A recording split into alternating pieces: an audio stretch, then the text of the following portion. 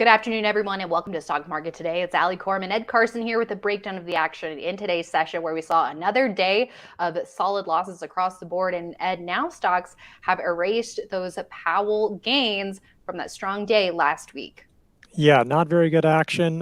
So here we are again, round tripping a nice one-day gain. Do you want to look at a couple of stocks that are doing pretty well? United Rentals, UnitedHealth, and then Exxon Mobil was one of our losers today. All right, so some watch list names and maybe what we can see from the energy sector moving forward with a look at those names. But first, let's take a look at the major indexes. So the NASDAQ down 2% today, the hardest hit of the major indexes, followed by the Russell 2000 down 1.5%, the S&P 500 off 1.4%, and the Dow losing 1% today. So now after the NASDAQ came down to that 21-day line in Monday's session, that green line on the chart, now we are seeing it at that 50-day line, or getting pretty close. It did close a little bit off of the intraday lows, it looks like, but not in a good position. No, we've come through there, through the 21-day line today, testing the 50-day line. That's a dangerous area. We're right at basically the lows of last Tuesday, before the Powell gains, and that's what we're seeing in all the major indexes, and giving up some of the November 10th gains was when we had the CPI report. That was another one of these one-day gains. And so even if you sort of gritted your teeth and held through and said, aha, I made it because of the Powell gains, basically new buys over the past several weeks, a lot of them has struggled. Yeah, some will work, sure, but it's just hard to get in that situation. We've had a lot of those one-day gains, and then a few days or within a week or two, the gains are gone, and that's just a difficult environment to make money in.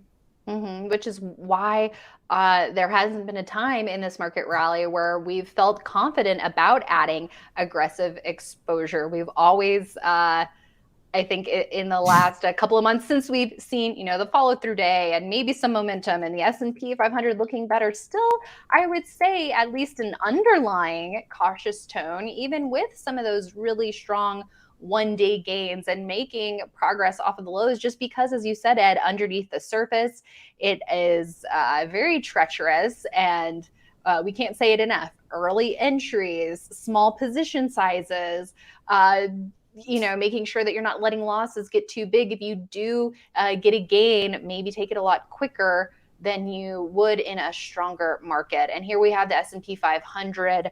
Now this resistance right around that 200-day line and a declining tops trend line looking even more pronounced, with another day of losses, and this time a close below the 21-day line. So that is not what we want to see with a power trend. We want to see progress with 21-day line that's moving higher, and the action really getting buoyed by that shorter term support level.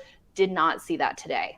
Yeah, so that's disappointing. Obviously, there's a lot of room before the 50-day line, but again, haven't been below the 21-day line in quite a while, since November 9th, before that CPI report. So again, just coming back into some of that area, it's just not been working too well in that regard. Yeah, that 200-day line, the recent highs, the trend line, all of that being very important to get above that. The problem is once we do that, once we show that strength, is that again where are we going to have one of those pullbacks, and it's just making it again very difficult along the way. So you should still be looking for things, and there may be opportunities to buy if we show some strength, but don't suddenly jump in exposure, because you just don't know if we're going to start pulling that all back. And it does look like around this 3,900-ish area does seem like it was a support level recently. It was a resistance level before that.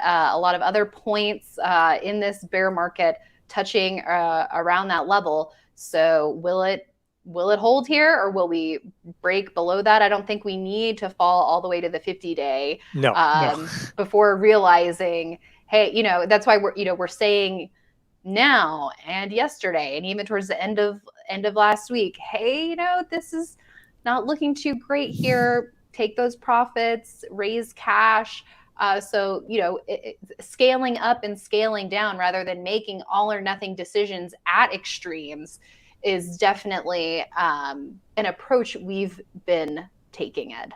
Yeah, that's been the safer strategy. And at some point you'll say, boy, I wish I'd gone all in, but that point has not happened yet. And you can always get all in after that fact. I mean, after when we start really ramping up and having a consistent, steady rally. Exactly. Yeah, there's historical precedents that show why waiting for an established uptrend and that leadership to really become evident, how that really can put the odds in your favor. All right, let's also take a quick look at the Dow and the Russell 2000. Here's your DJIA, the Dow coming down to its 21-day line. The first touch of that level, this has been the strongest index off of the lows, and the first touch in this strong move, essentially, Ed. So coming off here further below that 34,000 level. Let's also take a brief look at IWM below its 21-day line, getting pretty close to the 50-day, also hitting resistance at the 200-day. Let's look at mid caps, MDY. Your thoughts on what we're seeing from the blue chips to the small caps and mid caps? Yeah, a few days ago we had the small caps, mid caps, big caps all above the 200-day line. Small caps and the big caps are below, and then this one, it was a testing. It was like, oh boy, this is coming below the 200-day line, and both this and the Russell, they're sort of coming low to the lows of the November 10th gains. You sort of see that there's like no way. So again, just sort of showing that weakness. You can almost, we treated it as sort of a subsequent follow through day, and it's not the same, but it's like we're sort of undercutting the lows of the subsequent follow through day. I'm not trying to ascribe any meaning to it like we do with follow through days, but it's still just showing that a lot of those recent gains giving up, and it's hard to be above water in that situation. All right, let's take a look at the 10-year Treasury yield. Here's 0TNX falling again today. So coming down to the recent lows that we've seen, which also coincides with the peak from mid-June, roughly. It seems like, that the correlation between stocks and bond yields, the inverse correlation may be breaking down. Now, again, it doesn't have to happen every day. So, but stocks have struggled here, even though yields are really at their lows. Right. And I think it's because the 10-year Treasury yield, which is becoming increasingly inverted, continuing to be convert more versus the 2-year, the 3-month, or even just the Fed funds overnight rate. It's rising recession risks rather than declining inflation. Now, if we get lower inflation, we'll cheer because then the Fed won't have to raise as much, making a recession less likely. But I think the decline in the Treasury yield isn't like inflation's getting easier. It's, oh boy, we're going to fall into a recession. And that's not what investors want to see either. So I think that's why that thing is breaking down. Probably can't fall too much further. It seems like unless inflation gets a lot lower and the short-term rates come down. Okay, we'll have to see if we get a bounce at these levels, but some great analysis there, Ed. Just want to briefly take a look at XLE coming off again today after a hard hit day Monday, now below the 50-day line, and also below this 10-week line as well by over 3%. ARKK, so it's look at how the more speculative growth stocks are doing this week. Not good, definitely underperforming on a down day. So closing down 3.8% here. That's the lowest close since it hit a low. I mean, so that's its low was back, in November 9th. I mean, just before the CPI. So it's getting close to the bear market lows again. Yeah. So not a good sign there. Let's also take a look at some stocks on our radar, like URI, United Rentals, one that we talked about on IBD Live this morning with David Ryan. This is a stock that is tightening up. Some nice blue volume spikes here off of the lows and in a strong group. And, the industrial theme looks like an area we should be paying attention to. Yeah, I mean, this is a, you can treat that as a handle to a base that goes back to almost a year. As you say, lots of blue spikes, strong, it's holding support at the 21-day line, trading tightly. So it's not giving stuff up here. There's a lot to like. As you say, the group is strong, but there's other things other heavy equipment plays that might be actual equipment makers or like Caterpillar or Deere, those are also doing well. So it's just nice to have that kind of general trend, to have that that you're in a strong area. So United Rentals has that, the strong earnings. So a lot to like. There's obviously handle buy point. There's also, I suppose, if it gets above Friday's high, like it would sort of be a place where you could buy the breaking the downtrend of the handle. I mean, if you drew it, sort of just that would be sort of a way you could sort of do that, get in early if you wished. Again, it's not a great time to be adding exposure, but those would be a couple of buy points. But when the market is down in the dumps or not looking as good as we want it to, it is a good time to be focused on those stocks that are resisting the downdraft and showing that strong relative strength. Well, from United Rentals to UnitedHealth, UNH, we're seeing a new base here for a managed care stock that has a very long track record of outperformance. If we go to the monthly chart, we can see that as well. Ed, I mean, this is a stock that really likes to hug that 40-week line. How should we be thinking about potential setup here? Yeah, you're right. And this used to be on a long-term leader, and there were some little political weird things going on. So maybe you can go back to that old mindset. It's not far from the 40-week. It's not far from the 10-week in that front. It's got a flat base on a weekly chart now, so it does have a base right next to another base that was set up. It had so it's really not far away from there.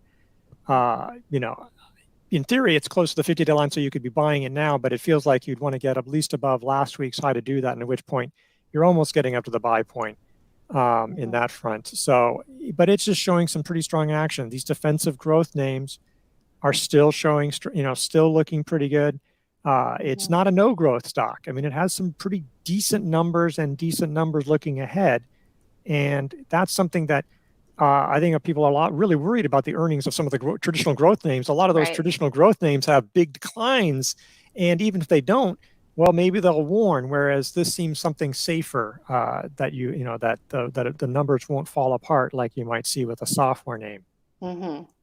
Thanks, Ed. And let's also take a look at Exxon Mobil, XOM. We looked at XLE earlier. Well, this looks awfully similar with a close below the 50-day line today for the first time in quite a while since we started to see this sector coming back at the end of September after taking a couple months of a break. But after we did see that initial burst, Ed, it felt like in later October, early November, the issue that we were running into was, one, these stocks were starting to look extended. A number of them were starting to report earnings. So the question now is like what we were asking back in mid-June. Is this group just rotating out of favor for a little while and they're going to set up new bases and buying opportunities? Or are we later in the move and now it's time to see that rotation head elsewhere? Yeah, it is really so many different conflicting things. It's interesting because copper, I think, did okay today, but oil prices fell to their lowest levels of the year. So, so it's just and natural gas has been plunging. Gasoline, the futures, those are, I think, are the lowest levels in a year. And so Exxon, which is diversified, but if oil and natural gas and gasoline are all falling, there's not much you can do about that. And so, yeah, I mean, there is, you would think that with China opening up again, there might be more demand, but the market has really sold off over this weekend in terms of oil prices. OPEC left output unchanged. There were a lot of people back in October, November saying, hey, eventually the SPR releases will end and we'll go higher. But I think recession risks are really hitting the energy sector. And all it takes is a little drop in demand to see a big drop in prices. Right. I don't know. Like, I mean, there's a lot of things. I mean, if the market wants to focus on China and say, we're going to grow again, it wouldn't surprise me. But I think, right now they are not looking right and they need to set up again. Right. So for those who did take advantage of this trade in early to mid-October, it seems like yesterday seemed like an opportunity to be peeling some off, and today some more. Let's see how it closes the end of the week versus that 10-week line. If we continue to see deterioration, or if it can find some legs around that key support level by the end of the week. Guess we'll know in a couple of days if that can happen. All right. Thank you, Ed. And thanks everyone for tuning in. Join us on our leaderboard scorecard webinar coming up in 10 minutes at leaderboard.investors.com if you are a member or a trialist. And we will be going over performance for the month of November and talking about the strategies and setups that the team is looking at now. So we will see you there at leaderboard.investors.com. We'll also see you tomorrow morning on IBD Live, investors.com/IBD Live for all the details on our daily morning live stream, where we're talking about setups, strategies, portfolio management tips, investing books of interest, technical patterns, and all that good stuff, and so much more, and interacting with you every day with the stocks that are on your radar. So we'll see you there in the morning, and we'll see you right back here tomorrow after the close.